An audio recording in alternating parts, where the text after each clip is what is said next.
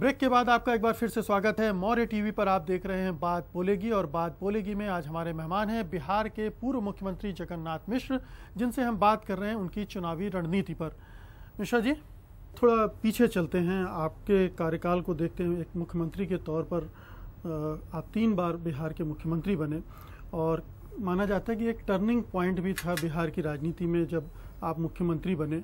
उसके बाद से बहुत से लोगों का कहना है कि बिहार में करप्शन बढ़ा, बहुत सारी चीज़ें ऐसी सामने आई जो बिहार को धीरे धीरे पतन की राह पे ले गई, और फिर बाद में बहुत सारी चीज़ें और भी हुई।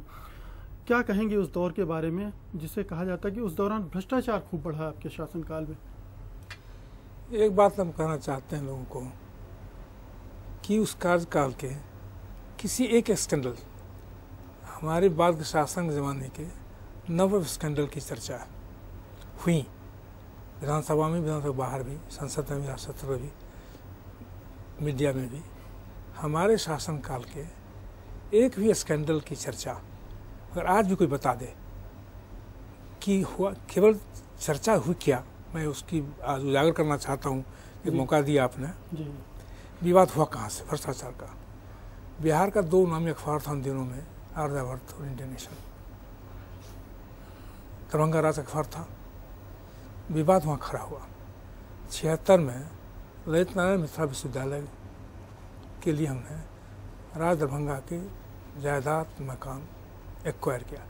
इमरजेंसी की शक्ति का अगर कोई प्रयोग हुआ तो केवल हमने दरभंगा राज की ज़मीन और मकान विश्वविद्यालय के लिए अर्जन के लिए लिया। डिफेंस इंडिया रूल्स को इस्तेमाल किया। समझौता हुआ उनके साथ, नहीं देना चाहते थे। सब जब हमने डीआर दिखाया, जेल जाने का हमने उनको थ्रेट किया, नहीं देने पर समझौता हुआ। समझौता में पूरी संपत्ति को हमने लिया। सरकार 38 लाख रुपया उनको भुगतान किया।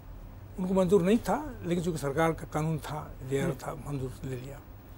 वहीं से हमारा विवाद खड़ा हुआ इंडियन नेशनल आर्यावर्त से। दूसरा शर्त उन्होंने रखी वहाँ के राजकुमार थे सुमेश्वर सिंह जी।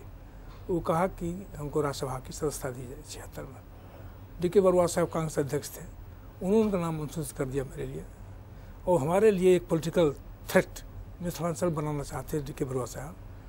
हम सीधे गए इंदिरा जी के पास। इंदिरा जी को हमने कहा कि हमारे मन के विपरीत हमारा एक राजनीतिक विरोध उत्पन्न करने के लिए सुमेश्वर सिंह को टिकट देना चाहते हैं। इंदिरा जी को हम बहुत मानती थी और चाहती थी, तो उन तुरंत कहते डी.के. बरुआ को जगन्नाथ जी जिसको चाहें उन्हीं को मिलना चाहिए।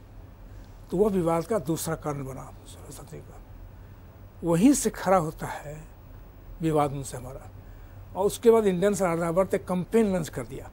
हम आपको बताएं, और आप चूँकि जर्नलिस्ट हैं, पुराने दस्तावेज मिलेंगे लाइब्रेरीज में आपको, कि इंडियन आर्यावर्त ने करप्शन की समाचार छापना शुरू किया लगातार, और वही कहानियाँ उद्धृत होती थी पर्व में, संडे में, रविवार में। देश भर में एक माहौल बनाया गया। ये बार बार रिपीट किया जाता है कि आपने गांधी मैदान ये भी कितनी पे बने, जंक्शन को भी गिरवी रख दिया था। एक बात बताएं, कोई आदमी एक एफआईआर का, एक कागज का, एक रिपोर्ट का उदाहरण दे। दूसरी बात कहते हैं, जो मामला है जिसमें हम मंत्री नहीं थे, ये मामला 71 का, कोई इसमें जाता नहीं है। 70-71 की वो घटना है, जिस समय केवल में विधान परिषद सदस्य था, निर्दलीय था, उसमें समिति सरकार चला करती थी, उस समय की घटना है। अब घटना को, अब चूंकि इंडियन आर्यावर्त ने कोई कहानी छाप दी, किसी का बयान, वो अभी कोई सरकारी नहीं, किसी का बयान छाप दिया, और उसके बाद उद्धृत होते रहा देश और अखबारों, समाचार पत्रों में। नहीं तो आज भी हम कहते हैं सरकार चलाने वाले, विवक्त करने वाले, एक पंक्ति हमारे कार्यकाल का बताएं कि हमारे कार्यकाल में वह अर्बन कोऑपरेटिव बैंक के जमाने के बारे में या किसी करप्शन के मामले में कोई मामला उजागर हुआ क्या? किसी ने कोई दस्तावेज? अंतिम बात करते हैं कि जब राजीव गांधी हमसे नाराज हुए इन्हीं बातों को लेकर, मुख्यमंत्री इसको हमको बना के रखना चाहती इंदिरा जी बहुत समर्थन था, लेकिन चूंकि राजीव गांधी जी उभर रहे थे इंदिरा जी के संजय के देश के बाद, वो निर्भर कर रहे थे राजीव जी पे। राजीव जी ने मुद्दा बना दिया, या करप्शन बहुत बिहार में है, इसे जगन्नाथ साहब को हटाना चाहिए। इंदिरा जी बुला के कहा कि हम तो चाहते तो रखना, लेकिन ऐसी परिस्थितियाँ बन गई हैं, इसमें तुमको हट जाना चाहिए। ठीक है, नेता ठीक कर दिया हमने। लेकिन जब राजीव गांधी हमको बना रहे थे मुख्यमंत्री, उनसे हमने कहा यही बात कि आपने तो भ्रष्टाचार को आधार बना के मुझे हटाया था, इंदिरा जी नहीं चाहती मोटा में, आज हमको आप क्यों बनाना चाहते? तो उन्होंने कहा कि हमने सारे कागजों को देखा प्रधानमंत्री कार्यालय से, सभी मिथ्या था, अखबार के न्यूज पर आधारित था, कोई दस्तावेज नहीं था, इसमें संतुष्ट हो गया कि करप्शन की बात गलत है। दूसरी बात जो कही उन्होंने कि जो आदमी राजनीति में करप्ट होगा या मन कमजोरी होगी वो प्रेस से झगड़ा नहीं कर सकता है। तुम्हारा प्रेस बिल लाना नहीं साबित कर दिया कि तुम प्रेस को नाराज करके रहना चाहते हो।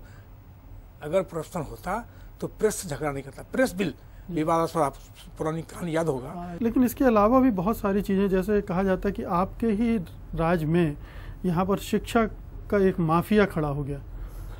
हमने तो उस माफिया खत्म करने के लिए काम कर दिया, ये भी गलत काम हो रहा।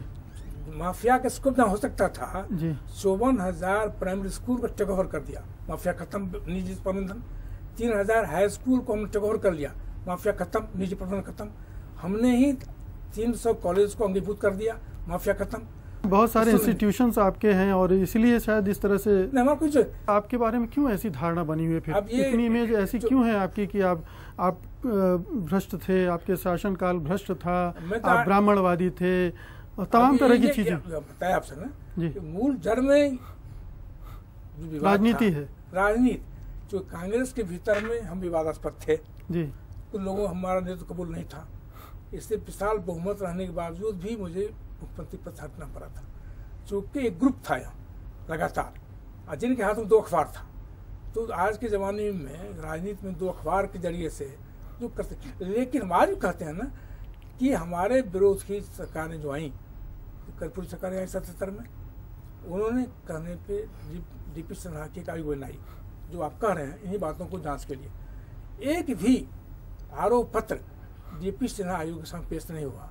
अंतुगत्वा कर्पूरी ठाकुर जी को आयोग को विघटित करना पड़ा। इन सारे आरोपों पर एक और मुहर तब लगी जब चारा घोटाला में आपका नाम आ गया। ये भी कितना अनफेयर है। हकीकत ये है कि हमारे कार्यकाल का एक भी एक्सेस विड्रॉल नहीं है, नोट सिंगल केस हमारे कार्यकाल का है। ये कार्यकाल का 90 का है, 90 के पास लगातार काल में। दूसरी बात हम कर रहे हैं कि आरोप जहाँ पर हैं, क्या है आरोप है कि मैं मुख्यमंत्री था 88 में, लालू जी के कहने पर हमने किसी को प्रमोशन दिया। बात यह है कि 88 में मुख्यमंत्री था नहीं, फैसला था भगवत आजाद का, फैसला था सत्यनारायण सिंह का, आरोप पत्र में मेरे नाम पर दर्ज है। और सबसे जरूरी बात यह है कि भ्रष्टाचार को उजागर किया हमने 8 जुलाई 93 को विधानसभा में प्रतिपक्ष नेता के हैसियत से 1200 करोड़ का विड्रॉल हुआ है। उस भाषण को दिखाया गया है सुशील कुमार मोदी का, जबकि उस समय सुशील कुमार मोदी विपक्ष नेता नहीं थे, विपक्ष नेता मैं था। तो CBI का चार्जशीट में दर्ज है कि 88 में मुख्यमंत्री था, मैं नहीं था। दर्ज ये है कि भाषण पहली बार इसका मोदी ने किया, भाषण मैंने किया, दस्तावेज से मिल गया। अब इतनी गलत बातें लगाई हम पर CBI ने इस सारा घोटाले में, केवल जातीय संबंध पैदा करने के लिए कि अगर लालू यादव पर लग रहा है तो एक आदमी को घुसेड़ दो। लेकिन हमारे कार्यकाल का न घोटाला है न हमारे कार्यकाल को कुछ तो आधार बनाया होगा ना। CBI भी जो जांच कर रही है, नहीं आधार ये बनाया ना जी, आपकी सिफारिशें वगैरह। हाँ जी बताइए कि लालू यादव के सिफारिश पर इन्होंने मुख्यमंत्री की हैसियत से प्रमोशन दिया, वरीयता दी। और जब लालू यादव मुख्यमंत्री थे, इनके कहने लिखने पे एक आदमी को उन्होंने सेवा विस्तार दिया। इसीलिए नेक्सस है। तो नेक्सस तो अपना गिर जाता है जब 88 में मुख्यमंत्री था ही नहीं, सीनियरिटी हमने दी नहीं, प्रमोशन दी नहीं, तो फिर नेक्सस कैसे बना?